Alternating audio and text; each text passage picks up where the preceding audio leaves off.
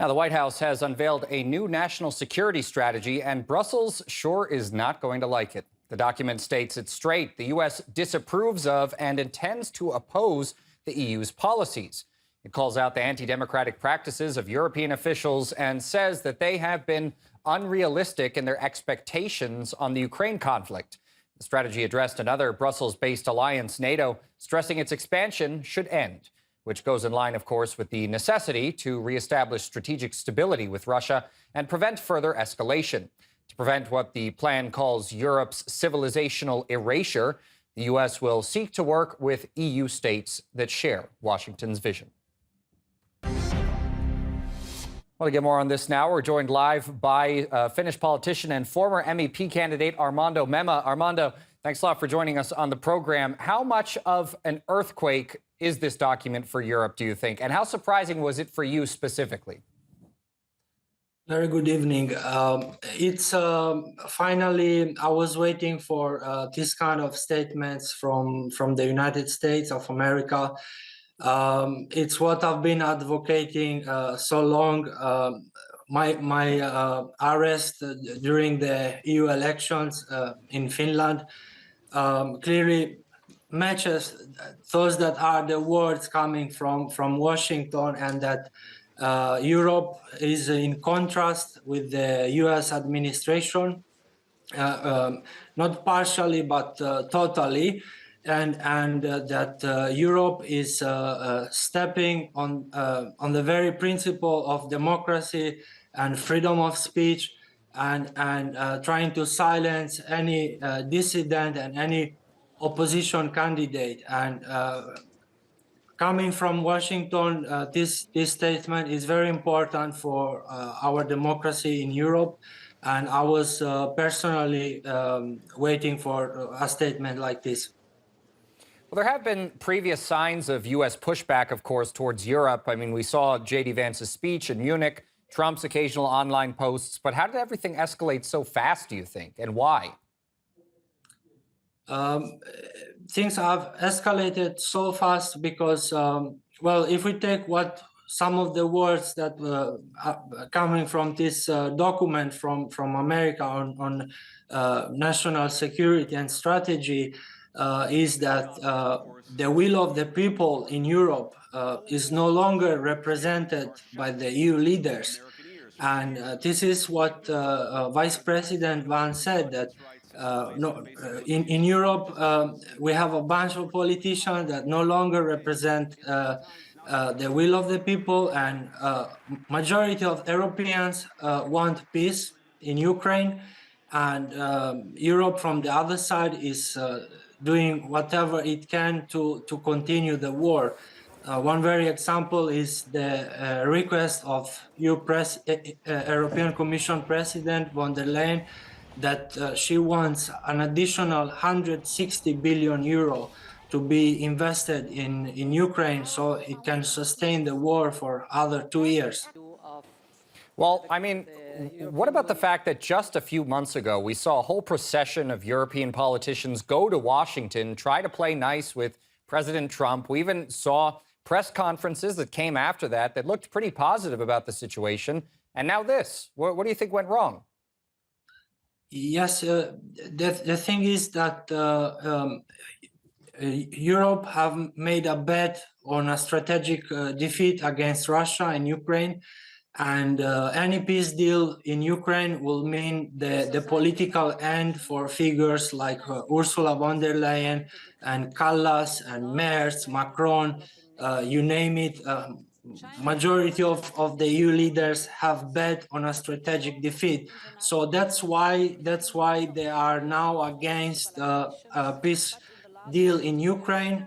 Because they have been telling the EU citizen that Ukraine can win this war. We are betting on Ukraine winning this war in the long run. And they were hoping for a strategic defeat on Russia, and the opposite happened. And so for this reason, they are now in contrast with the US administration.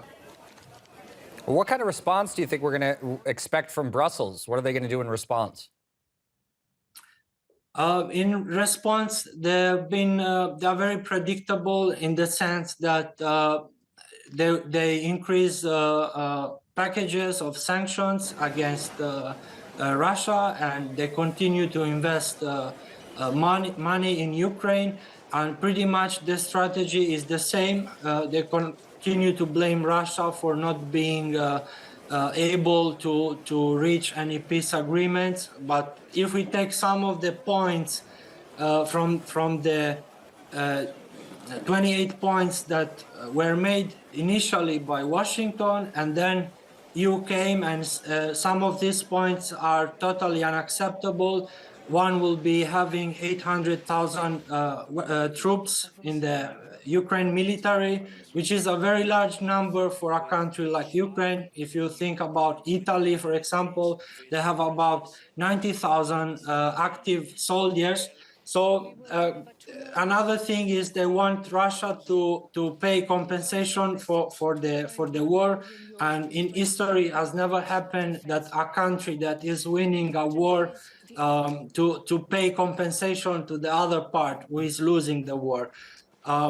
Some of the other points for this deal are territorial integrity. So EU doesn't want any concession for the territories in Ukraine, and Russia has made very clear that the Russian-speaking population, like in Donbass or Crimea or other parts, they are something that no longer are negotiable because they are now part of Russia. So President Putin made a very strong statement that they are going to achieve the goals of the special military operation, and this is pretty much the reality. So Europe, instead of trying to help the US administration in what has been considered a reasonable peace deal, like the really basis of this deal, were somehow acceptable for Moscow. They should have helped the US administration, but because they know that their political end is near, they're trying to prolong the war for as long as possible. And this is what is going on pretty much. Well, there's one part of this plan that I found interesting, and it makes it so that it's not really an anti-European document, right? Because it also says that the U.S. is going to be willing to work with EU states that are usually finding themselves at odds with Brussels. So do you think that this is specifically talking about, for example, Hungary's policies and other countries that have sort of taken a stance against Brussels' mainstream agenda? The thing is that EU leaders continue to act as if Europe is in the position to impose the peace terms on Russia, as if Russia is losing this war. And the US administration, I said it very clearly that the EU leaders are completely detached from reality, and they should instead try to be with feet on the ground. And of course, Hungary has been one of the main countries in Europe that has been advocating for peace. And, you know, having now the US administration saying what Orban has been saying for so long, it's kind of difficult to digest for the EU leaders. All right, Armando Mema, Finnish politician and former MEP candidate. Thanks a lot for joining us in the program. Thank you.